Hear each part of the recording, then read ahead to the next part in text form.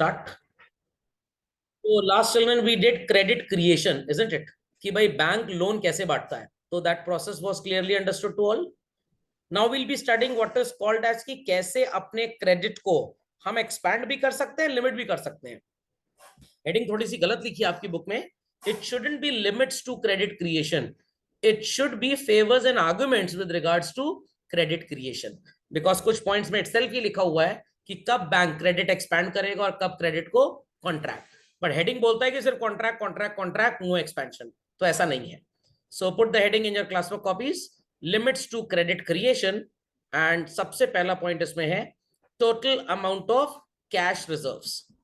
Take an example that there is a bank children, और उस bank के पास cash का जो रिजर्व है मान लेते हैं 2000 करोड़ का है। और जब मार्केट में बहुत ज्यादा बूम आ जाता है तो बिजनेसेस बहुत प्रॉस्पर करते हैं, बहुत लोग प्रॉफिट कमाते हैं, पैसा बैंक से पास चला जाता है, तो बैंक में कैश के रिजर्व्स बढ़ जाते हैं। आपके पापा मम्मी को भी लगता है कि घर में कैश रखा है तो चोरी भी हो सकता है, इट इज बेटर कि सेफ रखना है तो deposit it into bank basically. तो इन सब रीजंस के अकॉर्डिंगली आपके बैंक में, बैंक के पास जो कैश की अवेलेबिलिटी होगी दैट वुड बी मोर और लेस मोर। और अब अगर बड़ा ही लीन सीजन आ गया, बिजनेस बढ़िया नहीं चल रहे हैं, तो लोग बैंक से पैसा निकाल के खर्च कर रहे हैं। कुछ के अंदर डर है कल को बैंक भाग गए तो क्या होगा, पैसा घर में रखो, बैंक में मत रखो। तो cash reserves would go down. So जब कैश रिजर्व डाउन होगा चिल्ड्रन, तो credit created would also be less. और कैश रिजर्व्स ज्यादा होंगे तो credit created would be more. समझ में आ गई बात? अब स्टूडेंट यहां पे कंफ्यूज करते हैं कैश रिजर्व्स को विद कैश रिजर्व रेशियो, एकदम उल्टा इफेक्ट पड़ता है। अगर बैंक के पास लेटर से 100 रुपए आया और बैंक ने बोला कि हम 20% रिटेन करेंगे, मतलब 20 रुपए, तो हम कितना लोन बांटेंगे? Simply 80 rupees. बट बैंक कह रहा है माहौल ठीक नहीं है, हम 45% रोक के चलेंगे। तो चिल्ड्रन इस केस में बैंक लोन कितना बांट पाएगा? और बैंक कह रहा है माहौल बहुत अच्छा है, 4% पैसा बस अपने पास रोक के चलो, बाकी बांट दो। लोन कितना क्रिएट होगा चिल्ड्रन? 96। तो जब कैश रिजर्व रेशियो कम होगा तो क्रेडिट क्रिएटेड ज्यादा होगा, कैश रिजर्व रेशियो चिल्ड्रन ज्यादा होगा तो क्रेडिट क्रिएटेड कम होगा। तो please don't confuse between cash reserves and cash reserve ratio, दोनों उल्टा सिस्टम है। तो बैंक की पॉकेट में जब पैसे ज्यादा जाएंगे तो लोन भी ज्यादा बटेगा, बैंक के पास पैसे कम आएंगे तो लोन भी कम बटेगा। तो ये डायरेक्टली रिलेटेड हो गया। Cash reserve ratio as well as children credit created, ये इनवर्स रिलेशनशिप रखता है। सीआरआर बढ़ा, लोन की बटैया कम हो गई, सीआरआर गिरा, लोन का डिस्ट्रीब्यूशन ज्यादा हो गया। तो cash reserves and credit created have positive relationship. Cash reserve ratio, I repeat, cash reserve ratio and credit created, they have opposite relationship. याद रहेगा? तो गलती मत करिएगा, अपडेट कर लीजिए वेरी क्विक। चलो मूविंग है। सो कैश रिजर्व रेशियो मैंने आपको बता दिया, higher the CRR lower would be the credit created. अब दो बातें आपको याद रखनी है जिसमें आप प्रैक्टिकली कंफ्यूज रहेंगे। Cash reserve ratio, legal reserve ratio. आपको कभी कभी टर्म CRR मिलेगा, कभी कभी SLR मिलेगा चिल्ड्रन, और कभी LRR मिलेगा। तो सर ये होता क्या है? SLR का फुल फॉर्म होता है statutory liquidity ratio, LRR is legal reserve ratio. Some people से ये इसी के वेरिएंट्स हैं। थोड़ा सा सही है बोलना, थोड़ा सा गलत है। When we talk about CRR, so simple सी बात है कि टोटल जो भी पैसे कैश के फॉर्म में बैंक के पास आते हैं, बैंक अज्यूम करता है कि इसमें लोग कुछ पैसा कभी ना कभी विड्रॉ करने आएंगे, तो वो परसेंटेज हमें हमेशा अपने पास रखना चाहिए। क्वेश्चन राइजेस, सर किसी ब्रांच में लोग ज्यादा जाएंगे, किसी में कम जाएंगे, कोई प्रॉब्लम नहीं है, पूरा सिस्टम इंडिया लेवल पे चलता है। आरबीआई रिसर्च करता है और आरबीआई ने पता लगाया 8% से ज्यादा लोग पैसा निकालने नहीं आएंगे। ठीक है, किसी बैंक के पास अगर अवेलेबिलिटी नहीं होगी वो दूसरे से बोरो कर लेगा एक दो दिन के लिए, इंटर बैंक कॉल मनी जिसे बोलते हैं, बट जनरली ऐसी बैंक के साथ प्रॉब्लम्स नहीं आती। Like day one I didn't knew कि भाई when I so called get the study material xeroxed, got it clear, first day first batch how many students would be coming, but over the period of time due to practice it is clear कि भाई इतने students तो available हो ही जाएंगे। समझ में आ गया? तो आरबीआई बैंक्स को इंस्ट्रक्शन देगा, बैंक्स अकॉर्डिंगली उतना पैसा रखेंगे। कुछ ब्रांचेस होंगी जो बोलेंगी कि भाई आरबीआई अपना कैलकुलेशन ठीक करो, अब क्योंकि डिजिटल बैंकिंग हो गई, I repeat now it is digital banking, और लोग कैश का लेन देन नेग्लिजिबली करने लग गए, बेसिकली इन यू कैन से metropolitan cities and upper class urban areas. गांव में थोड़ा बहुत रह गया है बट वहां पे भी बहुत कम हो गया है। तो अब बैंक के पास हमेशा बहुत पैसा रहता है, इसीलिए बैंक अपने पैसे को कैसे खपा रहा है, बैंक हाउस लोन बांट रहा है, रेट ऑफ इंटरेस्ट इसलिए कम कर दिया बिकॉज पैसे लेने वाला कोई है ही नहीं। और अगर आपने चाट खाने के बाद पेमेंट करना भी है तो कौन बैंक से पैसा निकाल के चाट वाले को दोगे और चाट वाला 10 दिन बाद फिर से बैंक में जमा करेगा? 10 बजे आपने चाट वाले का पेमेंट किया, 10 बज के 1 मिनट में उसके पास पैसे आ जाते हैं या और जल्दी। तो पैसा तो बैंक का बैंक में ही रहा ना, सिस्टम में पैसा तो बैंक का बैंक में ही रहा। तो कैसे इस मनी को खपाया जाए बेसिकली, तो बैंक ने सोचा चलो हाउस लोन देते हैं, क्योंकि ये एकदम सेफ लोन है, इंसान नहीं भी पे बैक कर पाएगा तो हम उसका घर बेच के उससे रिकवरी ले लेंगे, जिसे आप कोलैटरल बोलते हैं। Banking regulation act, I repeat children, पूरी कंट्री के बैंक्स को कंट्रोल करने वाला 1949 में जो पहली बार बना था, हर साल अपडेशन आता है। इसमें यही बातें लिखी हैं कि what percentage of cash bank हमेशा अपने पास रखेगा, ताकि जो लोग डिपॉजिट करके गए हैं वो वापस मांगने आएंगे तो उनके सामने बेइज्जती ना हो जाए हमारी। सुनाई पड़ गई बात? This is SLR, basically this is SLR. इसको चेंज करने के लिए पार्लियामेंट्री अप्रूवल की जरूरत होती है, whereas LRR, legal reserve ratio, RBI and other banks आपस के कंसल्टेशन से डिसाइड करते हैं, अपर हैंड आरबीआई के रहता है हमेशा। सीआरआर में भी कुछ ऐसा ही है। तो many places you will find कि सीआरआर एलआरआर एक है, बट ऐसा नहीं है चिल्ड्रन। Got it clear? ये बोलना कि एसएलआर और एलआरआर इसके वेरिएंट्स हैं, ये अप टू सर्टेन एक्सटेंट एकदम ठीक है। और यहाँ पे देखिए लिखा भी है, every bank is required to keep two type of cash reserves. One is called as what? Legal reserve ratio, and second is called as what? Cash reserve. तो एक बार तो क्लियर हो गई यहां से भी भाई कि ये एक तरह का डिपॉजिट है। लॉजिक समझ में आ गया?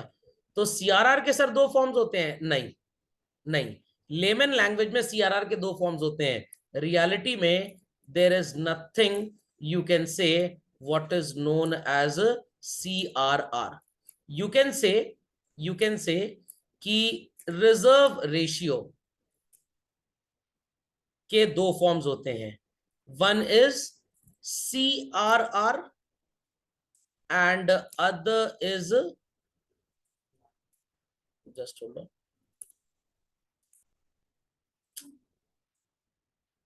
One is CRR and other is LRR, and some places people say कि जो LRR है वही आपका SLR है। अप टू सर्टेन एक्सटेंट मैं इस बात में विश्वास रखता हूं, क्योंकि लीगल रिजर्व रेशियो या स्टैट्यूटरी लिक्विडिटी रेशियो हो, तो स्टैट्यूटरी का मतलब भी यही होता है, defined under some law. Statute मतलब कानून, समझ में आ गया? तो अब जो पैसा बैंक अपने पास रखे एक्सपेक्टिंग कि डिपॉजिटर कभी भी आ सकता है, लेके जा सकता है, ये जितना ज्यादा रखेंगे क्रेडिट क्रिएट उतना कम होगा, और ये जितना कम रखेंगे क्रेडिट क्रिएट उतना ज्यादा होगा। सो छोटी सी डेफिनेशन है, इसको याद रखना आपको। लीगल रिजर्व रेशियो होता क्या है? Cash to deposits fixed by central bank. Legal reserve ratio fix कौन करेगा? And banks also keep some cash reserve with them to meet the cash demand of its depositors. Sir दोनों तो एक ही है? नहीं, दोनों एक नहीं है। अगर किसी बैंक के पास आरबीआई ने लेट अस से स्टेट बैंक ऑफ इंडिया को 4000 करोड़ रुपए दे दिए, किस लिए? लोग आएंगे उनको लोन देना। एंड चिल्ड्रन डिपॉजिटर्स ने 7,000 करोड़ दे दिया, तो टोटल एसबीआई के पास कितना पैसा हो गया? 11,000 करोड़। अब 4,000 करोड़ में जितना परसेंटेज हमें रखना पड़ेगा, ध्यान से सुनिएगा, जितना हमें रखना पड़ेगा, it is known as legal reserve ratio. ध्यान से सुनिएगा, certain proportion of its depositors in the form of cash with the central bank. ये पैसा आपको अपने पास नहीं रखना है, ये पैसे आपके कहां जाएंगे? आरबीआई के पास। कल को आप भाग गए, स्टेट बैंक भाग गया, तो कहां से उनके डिपॉजिटर्स को पैसा देगी गवर्नमेंट? आरबीआई। तो एक तरह का मार्जिन मनी है ये, जो हर बैंक को आरबीआई को सिक्योरिटी देनी पड़ती है। तो like you study in a school, admission के टाइम पे आपने स्कूल को कुछ सिक्योरिटी डिपॉजिट दिया होगा, वो बोला जाएगा लीगल रिजर्व रेशियो। समझ में आई बात? इसका एक कॉन्सेप्ट और है, इस 7,000 करोड़ में आपको उम्मीद है कि 2,000 करोड़ कस्टमर मांगने आएंगे। आरबीआई कह रहा है ठीक है, इसमें से 1,000 करोड़ हमें भी दो, 1,000 करोड़ हमें भी दो, कि अगर तुम भाग गए तो ये पैसा कौन रिकवर करेगा? और सर बाकी कस्टमर का जो पैसा पड़ा है 7,000 में 4,000 करोड़, उसका इंश्योरेंस है, टेंशन नॉट। तो ये 1,000 crore will also form the part of LRR. तो आपको ज्यादा टेंशन नहीं लेनी है, एक दो बातों का ख्याल रखिए। You are a commercial bank, आप अपने टोटल कैश का जो हिस्सा आरबीआई के पास सिक्योरिटी डिपॉजिट के फॉर्म में रखोगे, you call that as legal reserve ratio. Liquidity नहीं, लीगल रिजर्व रेशियो। इसको ही कभी कभी हम एसएलआर बोलते हैं। और वो पैसा जो आप एक्सपेक्ट कर रहे हैं कि कस्टमर आपसे वापस लेने आएगा, भाई मेरा पैसा मेरे को दो, मेरे को जरूरत है, मेरे को जाना अपने बर्थडे पार्टी सेलिब्रेट करने, that is known as cash reserve ratio. Got it? Clear? समझ में आ गया? तो सर हमने अगर 1 लाख जमा किया है, 2 दिन बाद कोई बैंक से आया लोन लेने, हम अपनी पासबुक में देखेंगे उसमें क्या 20,000 नजर आएगा? आपको 1 लाख ही नजर आएगा, बट फिजिकली बैंक में वो पैसे नहीं होंगे, वो पैसा किसी को लोन के फॉर्म में दे दिया गया है। Sir then if I need to withdraw all my money, how I get my money? तो बैंक के उसको फोन, ए वापस आओ, जो तुमको पैसे दिए थे ना लोन, वो किसी के वापस मांगने आ गए, जल्दी आओ जल्दी आओ। ऐसा नहीं होता है, आपका पैसा किसी को लोन पे दिया गया तो किसी और डिपॉजिटर का पैसा आपको दे देंगे, फिर और किसी किसी का पैसा उस किसी को देंगे, फिर किसी का पैसा किसी किसी को दे देंगे। समझ में आया? मतलब सर पूरा इसकी टोपी उसके सर चल रहा है, धांधलेबाजी है। बिल्कुल, बट अब सिस्टम इतना प्रोमिनेंट बन चुका है कि अब ये धांधलेबाजी नहीं होती है। चेन इतनी फ्लरिशिंग है, इतनी फ्लरिशिंग है, टीचर ये सोच के जाता है कि जो 5 कल आए थे क्लास में वो आज नहीं आएंगे, दूसरे 5 आएंगे, बट कोई 5 तो आएंगे ही आएंगे ना।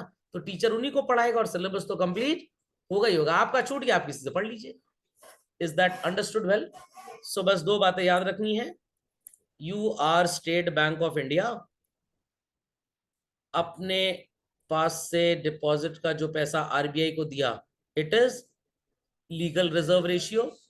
और जो आपके कस्टमर कल को विड्रॉ करने आएंगे, उनके लिए आपने कुछ रखा हुआ है, that is cash reserve ratio.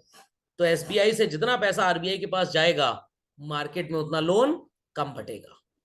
जितना पैसा एसबीआई रिटेन करेगा चिल्ड्रन, हाय राम कल को कस्टमर आ सकते हैं, उतना लोन कम क्रिएट होगा।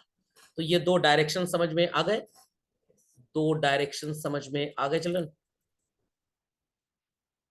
Got it? Got it? पक्का? कोई डाउट तो नहीं? दोनों बातें याद रहेंगी सबको? चलिए, so let's proceed further. Banking habits of the people. अगर आपकी कॉलोनी में मेजॉरिटी लोग कैश अपने घर में रखते हैं, will that money be going to the bank? Will bank be able to further forward that money to anybody? No, credit creation उतना कम होगा। बैंकिंग हैबिट जितनी स्ट्रांग होगी, तभी तो मोदी जी और दूसरे लोग भी बोलते हैं बैंक के थ्रू, डिजिटल प्लेटफॉर्म के थ्रू ट्रांजैक्शन करिए, क्योंकि आपने अपने syndicate bank account, Canara account से पैसा निकाला और स्टेट बैंक ऑफ इंडिया में चार्ट वाले को पेमेंट कर दिया। तो पैसा आपके अकाउंट से निकला और सीधे चार्ट वाले के अकाउंट में चला गया. Is it getting off the system? Is it getting off the system? No, it is still inside the system. हाँ, कैनरा बैंक के पास पैसे नहीं है बट एसबीआई पे चले गए, एसबीआई लोन बांट देगा. किसी एसबीआई के कस्टमर ने कैनरा बैंक वाले को पेमेंट किया, कैनरा बैंक लोन बांट देगा. तो बैंकिंग हैबिट्स, डिजिटलाइजेशन करेंसी का जितना ज्यादा होगा, पैसा सिस्टम में उतना ज्यादा मूव करेगा. अंडरस्टूड और नॉट चिल्ड्रन? अंडरस्टूड और not? Have I got it? Richa got it? Yes. तो मेरे हिसाब से तो ये पॉइंट बदल देना चाहिए, बैंकिंग हैबिट्स नहीं होना चाहिए, ये होना चाहिए डिजिटलाइजेशन ऑफ मनी. बेसिकली जितना ज्यादा डिजिटलाइजेशन होगा उतना क्रेडिट ज्यादा क्रिएट होगा. एल्स 10,000 रुपीज आपके घर का खर्चा है, पापा गए बैंक से 10,000 निकाल रहा है, मम्मी को दे दिए. आखिरी का 1,000 रुपए लास्ट डे खर्च हुआ, आखिरी का 1,000 रुपए लास्ट डे खर्च हुआ. पूरा 30 डेज वो पैसा घर में पड़ा हुआ जंग खा रहा था, सड़ रहा था. Had that money been kept into bank, all काम वाली को पेमेंट करना है पेटीएम कर दो, धोबी को पैसा देना है क्यूआर कोड से पेमेंट कर दो, कामधेनु से सामान खरीदना है क्यूआर कोड से पेमेंट करिए. तो पैसा घर में फालतू नहीं पड़ा होगा और कहीं ना कहीं प्रोडक्टिवली यूज होगा. अंडरस्टूड और नॉट? समझ में आ गया? तो आप ये पॉइंट एग्जाम में ऐड कर दीजिएगा, लिख लीजिए अपनी कॉपी में. बैंकिंग हैबिट्स तो लिख लिया होगा आपने, इसके पहले वाला भी लिख लिया है, कैश रिजर्व रेशियो. तो बैंकिंग हैबिट्स के साथ साथ एक और लिख दीजिए, extent of digitalisation of money. Extent of digitalisation of money, इसीलिए भी आरबीआई ई रूपी लेके चला आया है. अभी तो क्या होता है कि सही में करेंसी छापी जाती है, लेटर से 100 करोड़ रुपए, अलग अलग बैंक की ब्रांचेस में गाड़ियों के थ्रू पैसा पहुंचाया जाता है, क्योंकि स्टिल लोगों की हैबिट कैश निकाल के खर्च करने की है. बट आने वाले 5 साल बाद तो शायद बोलना ज्यादा होगा, मेरे को लगता है 2-3 साल में हो जाएगा. अगर आरबीआई ने 100 करोड़ रुपए छापे तो छापेंगे नहीं, 100 करोड़ रुपए कंप्यूटर में कोडेड क्रिएट होगा. 10 करोड़ रुपए एसबीआई को, 20 करोड़ रुपए आईसीआईसीआई बैंक, 40 करोड़ रुपए एचडीएफसी को, इनके सिस्टम्स में करेंसी आ चुकी है. अब हमारे आपके जैसे लोग बैंक जाते हैं, हाउस लोन, कितने का हाउस लोन चाहिए? 3 करोड़ का, नो प्रॉब्लम. आप अपने पास से कुछ लगा पाएंगे? हाँ, 30 लाख, ओके. तो 30 लाख रुपीज कैश बैंक हमसे ले लेगा, या बोलेगा कि आप बिल्डर को पे कर दीजिए और उससे एक रिसिप्ट ले आइए कि आपने 30 लाख दे दिया. फिर 2,70,00,000 रुपए बैंक अपने इलेक्ट्रॉनिक प्लेटफॉर्म से बिल्डर के बैंक अकाउंट में पैसा ट्रांसफर कर देगा. फिर बिल्डर सीमेंट वाले को भी इलेक्ट्रॉनिकली पैसा देगा, सैंड वाले को भी इलेक्ट्रॉनिकली देगा, ईटे वाले को भी इलेक्ट्रॉनिकली देगा, सरिये वाले को भी इलेक्ट्रॉनिकली पैसा देगा. सर वो लेबर जो काम कर रही है, सब लोगों के जनधन योजना में खाते खुल चुके हैं, लेबर को भी 500 रुपए पर डे पेटीएम के थ्रू ट्रांसफर होगा. सॉफ्टवेयर बनेगा बिल्डर का, दिन भर का खर्चे की रिपोर्ट 2,370 रुपए, 50,400 रुपए, बिल्डर ऑथराइज करेगा पेमेंट, सबके अकाउंट में पैसा चला जाएगा. सर शाम को वो लेबर को ना सर आधा किलो आलू खरीदना है सब्जी मंडी से, सब्जी मंडी वाला भी आजकल पेटीएम लेने लग गया है. तो आपकी अगली जनरेशन जो आपको मम्मी मौसी पापा चाचा बुआ बोलेगी, जब आप उसको बोलोगे हमारे जमाने में नोट आता था, वो बोलेंगे you are primitive man, you have come from primitive age, पाषाण युग से आए हो. तो भाई नोट, पुरानी मूवी देखिए, इतने चौड़े चौड़े नोट हुआ करते थे, आज कितने छोटे हो गए.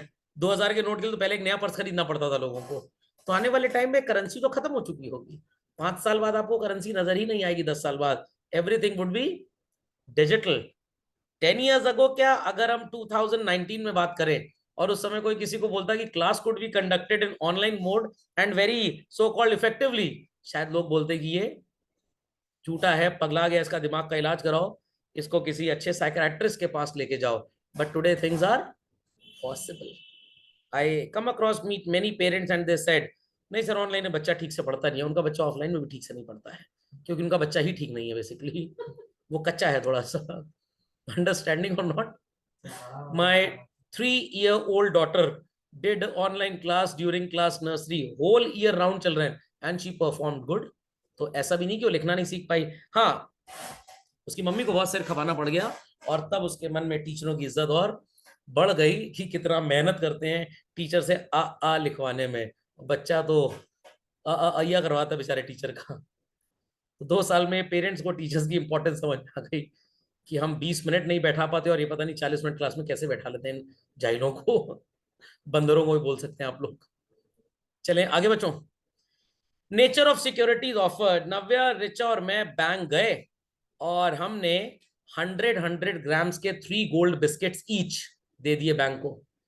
और माई जी ने बोला हमारे घर के पेपर्स हैं, घर कहाँ पे है, सिविल लाइंस में, क्या मार्केट वैल्यू है, 10 करोड़। वैल्यूअर से वैल्यूएशन कराया, ही सेड हाँ एकदम सही बोल रहे हैं, 10-11 करोड़ वैल्यू है। आर्यन कह रहा है 20 किलोमीटर दूर एक बहुत बड़ा लैंड है, 500 एकड़, 100 करोड़ रुपए का है। तो बैंक इन दोनों को लाइन में रोक देगा, अभी रुके रहो जरा, और हमको, नव्या जी को और ऋचा जी को पहले लोन बांटेगा। क्यों? क्योंकि हम ऐसी सिक्योरिटी दे रहे हैं कि अगर हम भाग भी गए, वेरी नेक्स्ट मोमेंट बैंक को पैसा मिल जाएगा। फिर माही जी और आर्यन जी में, तो माही जी की एंट्री पहले हो रही है क्योंकि इनका हाउस कंस्ट्रक्टेड है, लैंड एकदम क्लियर साफ सुथरी जमीन है, कोई एग्रीकल्चर लैंड नहीं है, और मार्केट में इन चीजों की काफी डिमांड भी रहती है, तो फिर इनको लोन दिया जाएगा। और आर्यन जी को तो 4 बार पहले सोचेंगे तब लोन देंगे। समझ में आ गया? इतनी दूर जमीन है, कौन जाएगा देखने दिखाने उसको? तो जितनी आपकी सिक्योरिटी लिक्विड होगी, कोलैटरल, गिरवी जो आप रख रहे हैं, लोन उतना ज्यादा मिलेगा। तो मैं अगर रिलायंस इंडस्ट्रीज लिमिटेड के 5 लाख रुपए के फेस वैल्यू के शेयर लेके बैंक के पास पहुंच जाऊं, तो बैंक हो सकता है मेरे को 3 लाख का loan they they. But Ghanshyam Das limited के अगर 5 करोड़ के शेयर भी लेके पहुंच जाऊंगा, बैंक आएगा 2 रुपए लोन चाहिए।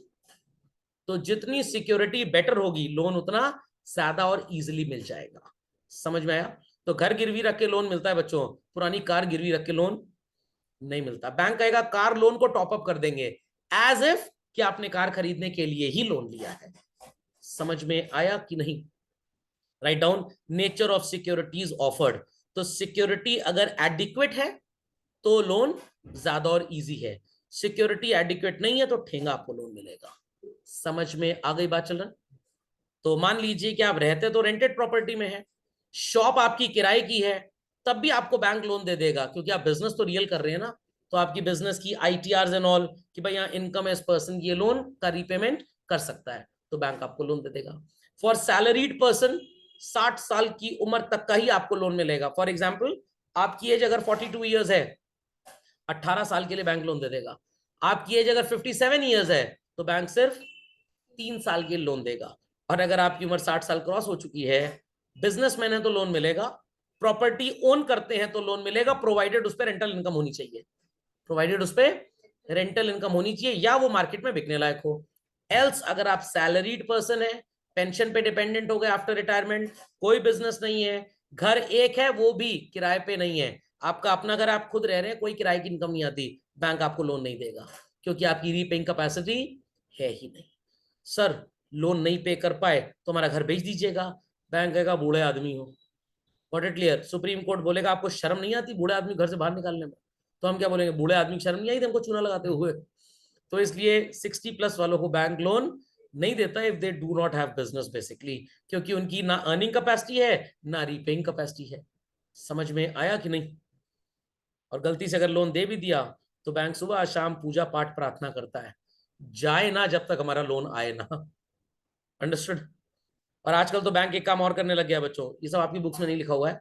जैसे मान लीजिए किसी ने 50 लाख का फ्लैट खरीदा, व्हाट इट क्लियर, अर्निंग है उसकी, सब कुछ है, बैंक कहेगा हमको भरोसा नहीं है तुम्हारे ऊपर, मर भी जाओगे तो तक तुम्हारे घर वाले घर बेचने देना, बेचने दें, कोई प्रॉब्लम क्रिएट कर दें, कोर्ट कचहरी कर ले, लोन का इंश्योरेंस कराओ, डेट इंश्योरेंस। तो अगर पर्सन की डेथ भी हो जाती है तो उसके लोन का पैसा इंश्योरेंस कंपनी बैंक को देती है, घर बेचने की नौबत नहीं आती है। तो इन केसेस में भी ये सिक्योरिटी लिक्विड मान ली गई है। ओके, तो real world is very advance in comparison what is being taught to students. Debt insurance की अगर पर्सन की डेथ हो जाती है तो इंश्योरेंस कंपनी प्रीमियम तो 1 करोड़ लोगों से लेती है घर इंश्योर करने का, सब मर थोड़ा जाते हैं, मरेंगे तो 2 ही 3 ना, बाकी तो 99,99,997 लोगों से प्रीमियम मिल ही रहा है, उन्हीं का प्रीमियम हम पे करेंगे।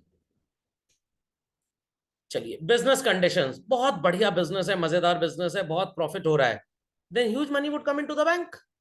घर में कितना पैसा रखेगा बिजनेसमैन भाई, शॉप पे कितना रखेगा? तो बैंक के पास कैश की अवेलेबिलिटी बढ़ गई, loan creation would be more. Depression है, लीन सीजन है, बैंड बजी हुई है, धंधा चौपट हुआ पड़ा है, क्रेडिट क्रिएशन कम हो जाएगा। समझ में आया कि नहीं? तो बूम के पीरियड पे लोन ज्यादा होता है और बैड कंडीशंस होती है बिजनेस की तो लोन कम होता है। अभी रिसेंटली मैं बैंक से एक दिन बात कर रहा था, हो गए साल भर इस बात को, तो बैंक मैनेजर जान पहचान के निकल आए, तो हमने उनसे बोला कि भाई कोरोना के टाइम पे तो बहुत आपका सीजन डाउन था। कह रहे हैं क्यों? मैंने कहा भाई ना लोगों ने नया इन्वेस्टमेंट किया घर वगैरह में, ना कार वगैरह में। कह रहे हैं अरे क्या बात कर रहे हैं सर आप? मैंने क्या लोन दिया? कह रहे बहुत गोल्ड लोन बांटे हम लोग। मैंने कहा गोल्ड लोन? कह रहे लो प्रॉपर्टी तो गिरवी रख रहे थे, बट अगेन थोड़ी बेइज्जती की भी बात है, बट गोल्ड गिरवी रखा है किसको पता है? तो गोल्ड का अमाउंट एसरटेन किया जाता था मार्केट पे, 22 कैरेट 18 कैरेट क्या है, उसके बेसिस पे 70-75% हम लोन देते थे। तो अगर आप 10 लाख की ज्वेलरी हमारे यहाँ गिरवी रख रहे हैं, जिसका purity level market value 10 lakh है, 18 कैरेट गोल्ड है, तो 7.5 लाख प्योरिटी लेवल हो गया गोल्ड का, तो हम आपको 4 लाख का लोन इजिली दे देते थे। तो लोगों ने काफी गोल्ड लोन लिया गोल्ड गिरवी रख के, बेसिकली क्योंकि बिजनेस तो ठप था, तो भैया बिजनेस पे तो हम आपको लोन दे नहीं सकते। और घर काफी लोगों के पास है और काफी लोगों के पास नहीं, तो बैंक ने गोल्ड लोन खूब बांटा। समझ में आई बात? तो this point is well understood. Children this point is well understood. All the limits understood. Cash reserve ratio आपको याद रहेगा। तो रिजर्व रेशियो के दो पॉइंट्स हैं। जो पैसा बैंक आरबीआई के पास जमा करता है वो लीगल रिजर्व रेशियो, और जो अपने कस्टमर्स के वापस आने के डर और खौफ की वजह से रख के चलता है वो कैश रिजर्व रेशियो। अब इसमें एक कैच है बहुत बड़ा, जो जनरली कोई टीचर नहीं बताएगा। क्या हर सिटी स्टेट में डिस्ट्रिक्ट में आरबीआई है? नो। इलाहाबाद का एग्जांपल ले लीजिए आप, तो यहां से पैसा आरबीआई थोड़ा जाता है। स्टेट बैंक ऑफ इंडिया की जो मेन ब्रांच है उसको हर जगह पे आरबीआई की चेस्ट डिक्लेयर किया गया है। तो ये सारे बैंक्स एचडीएफसी आईसीआईसीआई अपना लीगल रिजर्व रेशियो उस स्टेट बैंक ऑफ इंडिया की मेन ब्रांच में जमा कर देते हैं। समझे बात को? चलिए, and next we have monetary policy. Monetary policy मतलब the policy which regulates money supply. अगर गवर्नमेंट कहेगी एकदम लिबरल रखो, जो आ रहा है बांटे जाओ लोन भंडारा समझ के प्रसाद की तरह, तो क्रेडिट क्रिएशन वुड बी मोर। और अगर मॉनेटरी पॉलिसी काफी स्टबर्न और स्ट्रिक्ट हो गई चिल्ड्रन, इन दैट केस हम लोन उतना नहीं बांटेंगे। समझ में आ गया? तो फ्लेक्सिबल मॉनेटरी पॉलिसी होगी तो क्रेडिट क्रिएशन ज्यादा, रिजिड मॉनेटरी पॉलिसी होगी तो क्रेडिट क्रिएशन कम हो जाएगा।